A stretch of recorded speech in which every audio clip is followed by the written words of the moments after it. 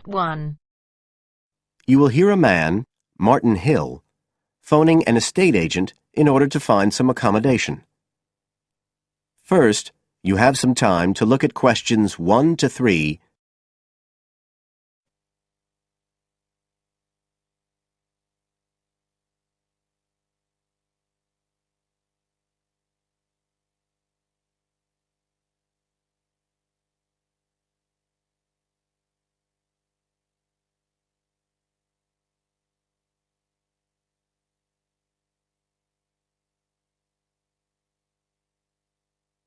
Now we shall begin. You should answer the questions as you listen, because you will not hear the recording a second time. Listen carefully and answer questions 1 to 3.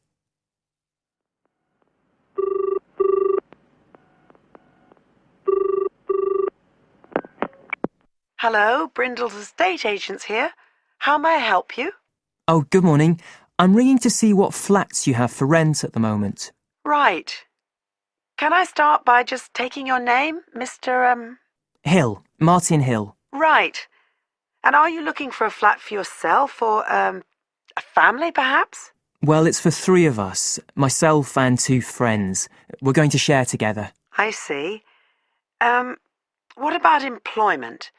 Are you all students? Oh, no, we've all got full-time jobs. 2 of us work in the central bank, that's Chris and me, and Phil, that's the other one, is working for Hallam Cars, at the factory about 2 miles out of town. I'll put you down as young professionals then. And I suppose you'll be looking for somewhere with 3 bedrooms? Yeah, at least 3. But actually, we'd rather have a 4th room as well, if we can afford it, for friends staying over and stuff. Is that with a living room to share, plus kitchen and bathroom? Yeah, that sounds good. But we must have a bathroom with a shower. We don't mind about having a bath, but the shower's crucial. OK, I'll just key that in. And are you interested in any particular area? Well, the city centre would be good for me and Chris, so that's our first preference. But we'd consider anything in the west suburbs as well, really. Actually, for Phil, that'd be better, but he knows he's outnumbered. But we aren't interested in the north or the east of the city. OK, I'm just getting up all the flats on our books. Now you have some time to look at questions 4 to 10.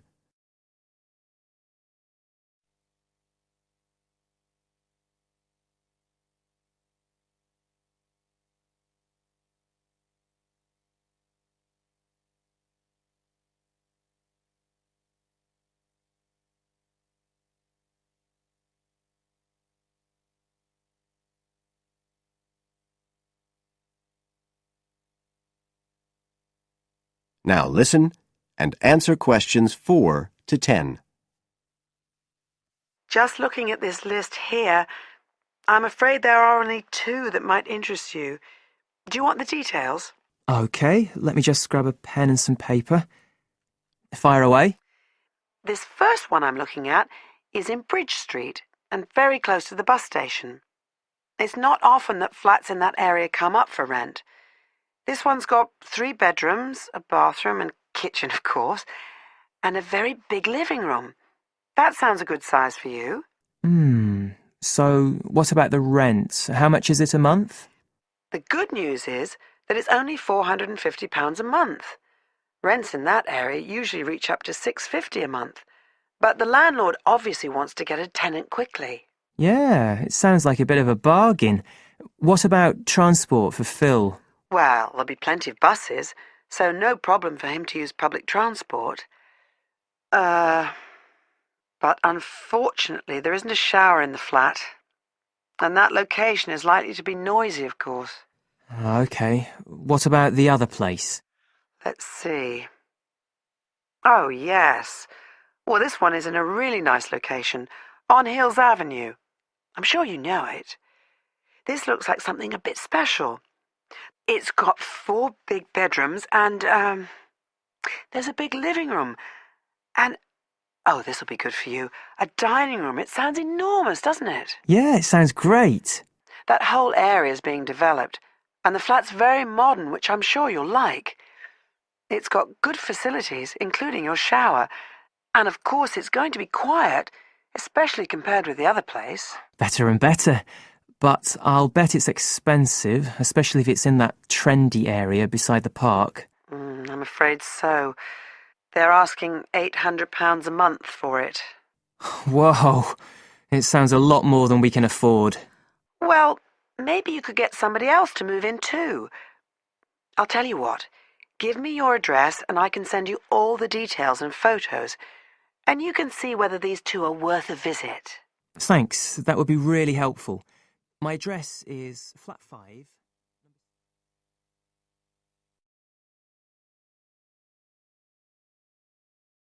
That is the end of part 1. You now have half a minute to check your answers.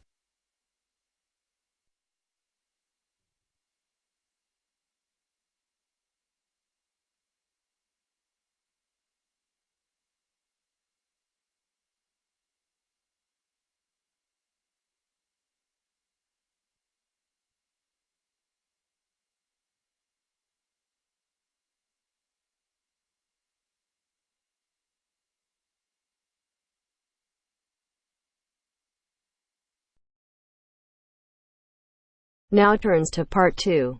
Part 2. You will hear a tour guide talking to her tour group. First, you will have time to look at questions 11 to 16.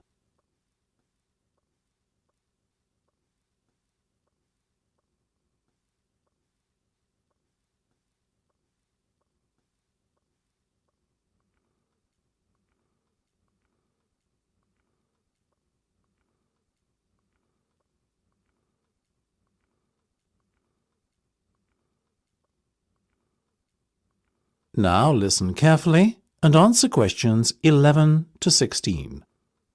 We're approaching Gateman's house now, which is at the entrance to Lord Thundleberry's estate. The tour shall begin shortly, so I want to draw your attention to a few things on the map and remind everyone of the itinerary.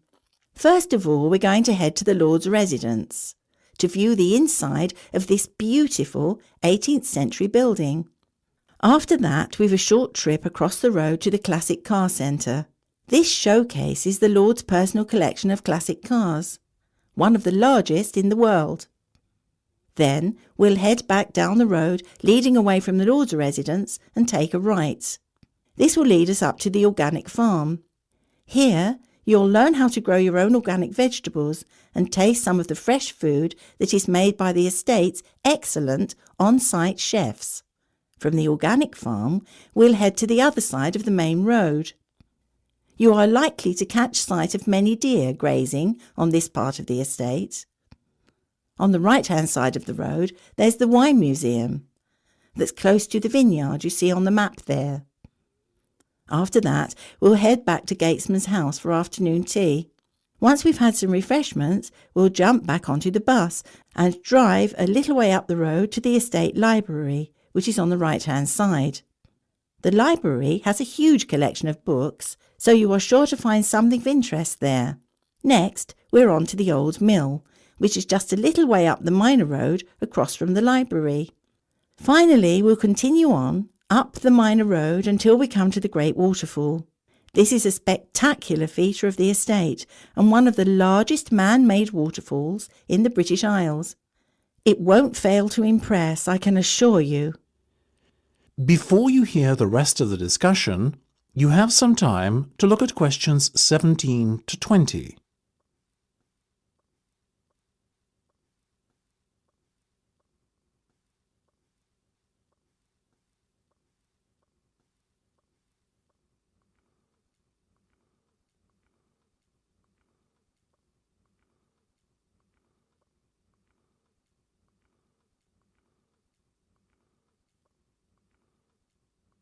Now listen and answer questions 17 to 20. Now, I just have a few guidelines to outline before we embark on our tour. First of all, please bear in mind that this is the private residence of the Lord, and it is a privilege to be shown around the estate. The estate is only open for pre-arranged visits. I would ask all of you to be on the best possible conduct and keep noise levels down in consideration of the people who live and work here. This is, after all, a fully functional estate and the main residency of Lord Thundleberry himself. Please refrain from wandering away from the main tour party. Areas of the estate which have restricted access should not be trespassed under any circumstances. If anyone fails to observe these rules, our tour group could be evicted immediately. Finally, it will be some time before we return to the Gatesman's house for afternoon tea. So I suggest we set aside a half hour or so to enjoy the packed lunch that the tour organiser provided in the Rose Gardens outside the Lawser residence at around midday. OK. That is the end of part 2. You now have half a minute to check your answers.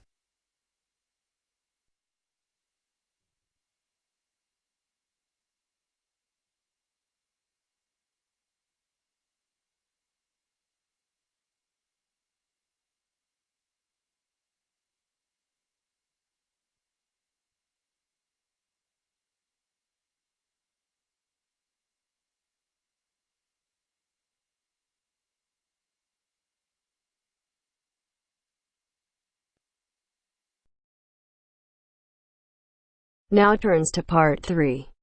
Part 3. You will hear two medical students, Caitlin and Hideki, discussing options for courses. You now have 15 seconds to read questions 21 to 23.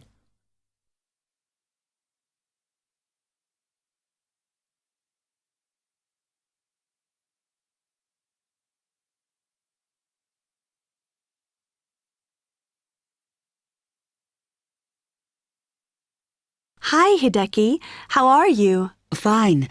I'm glad I bumped into you. Have you got 5 minutes to sit down and discuss our extra course options for next term? Yeah, sure. You mean the support courses for our modules? Yes. We've got 3 choices, and I'm not sure which would be best for us to do.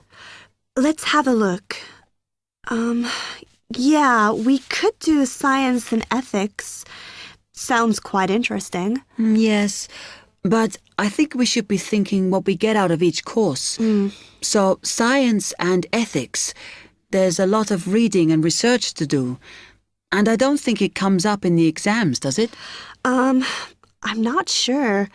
Oh, I see we have to do assignments and we get our score from that. But what it would do is to force us to get better at doing essays and reports. You know, organizing them and using the right kind of language. Might be worthwhile. Yeah, you're right. An alternative is the pharmacology prelim course. Oh. I think it's in case we want to go on to transfer to pharmacology at the end of the year, because lots of students do. So it depends what we want to do in the future. But apparently, they send you off to find out about various companies and the differences between their products. It would give you lots of practice in investigative studies and analysis. I think I'd quite enjoy that. Yes, I see your point. Then the other option is reporting test results. Sounds a bit boring. Not sure why they have a separate course just for that. Well, I could certainly do with some help in that. Because if you go out into industry, that's what you'll spend most of your time doing. So it's got a very practical application. I think I'm going to go for pharmacology. Me too. You now have 30 seconds to read questions 24 to 30.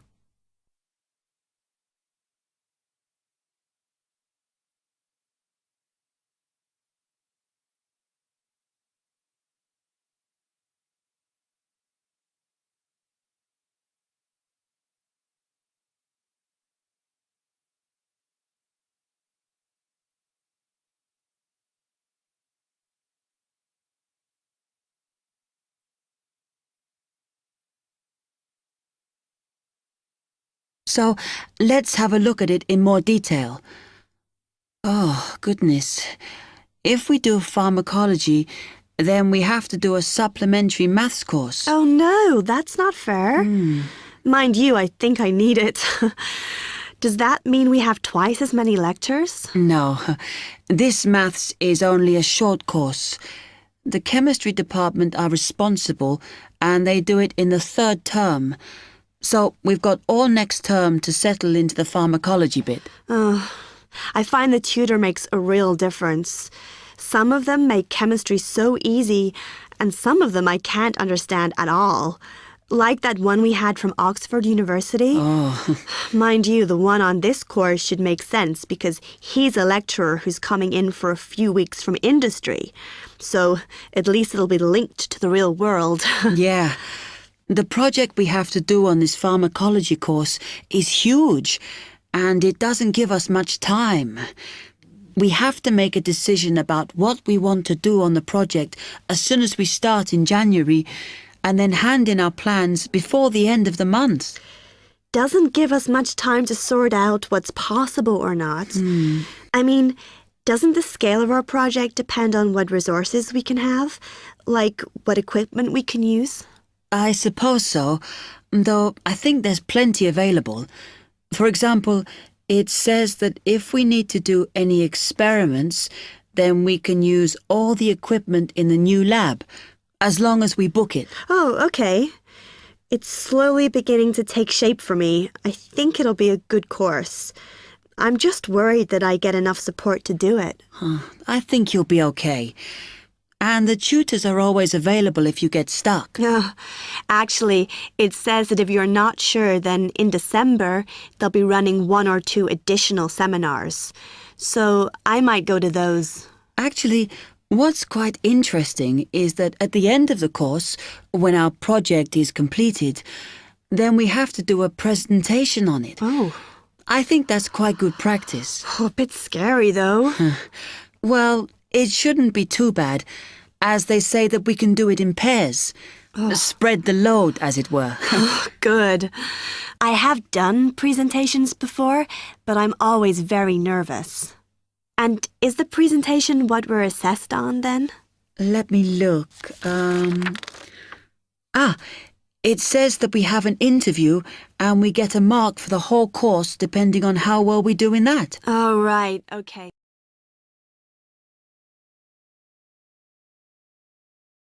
That is the end of part 3. You now have half a minute to check your answers.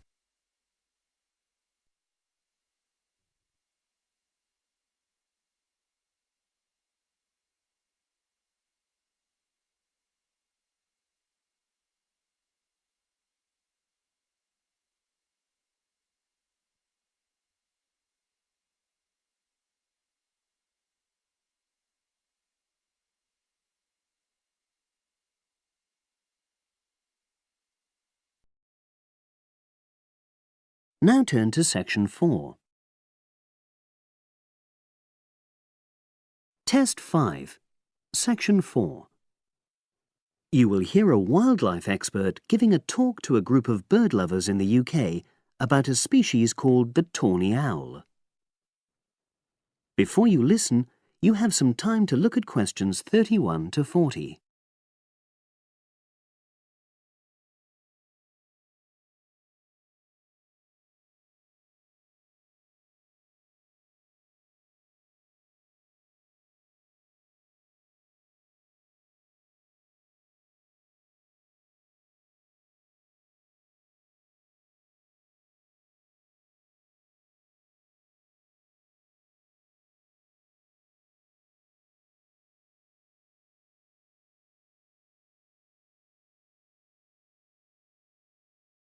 Now listen and answer questions 31 to 40.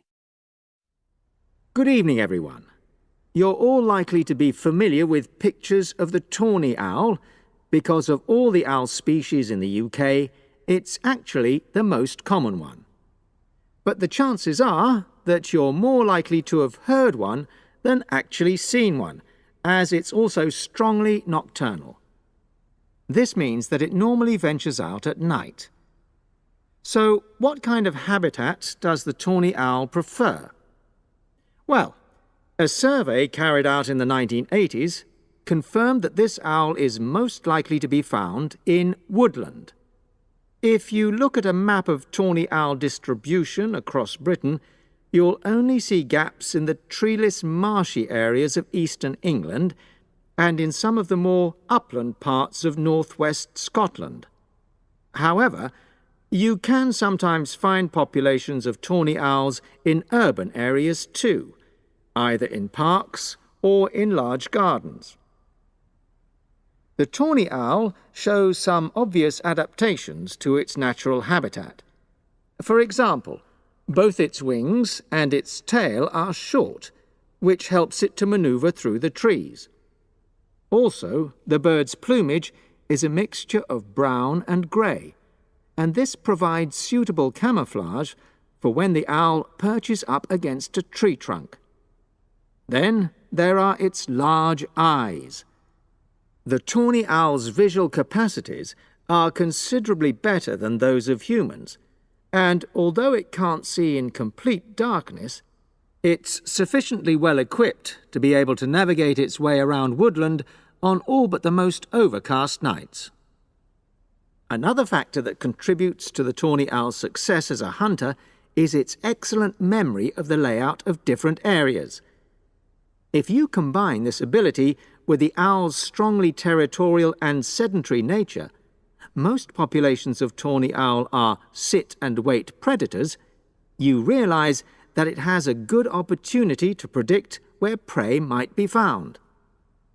Finally, as well as having large eyes, the owl's sense of hearing is excellent, and this helps it to locate potential prey as it sits on its perch.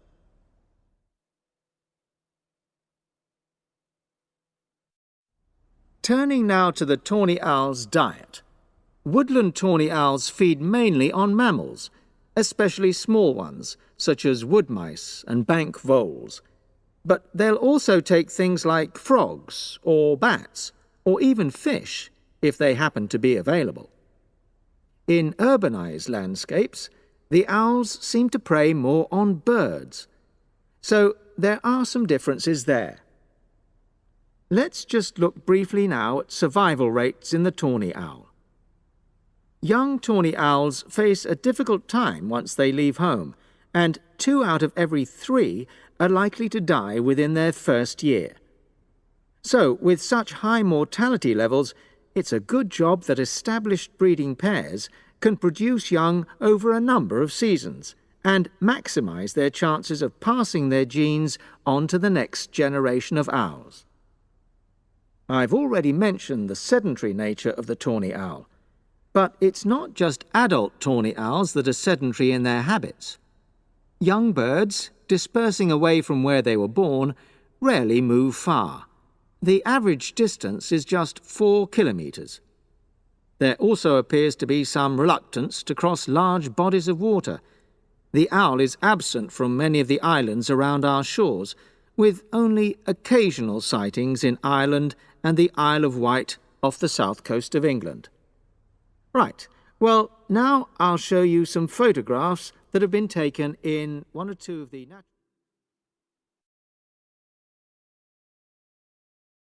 That is the end of section 4. You now have half a minute to check your answers.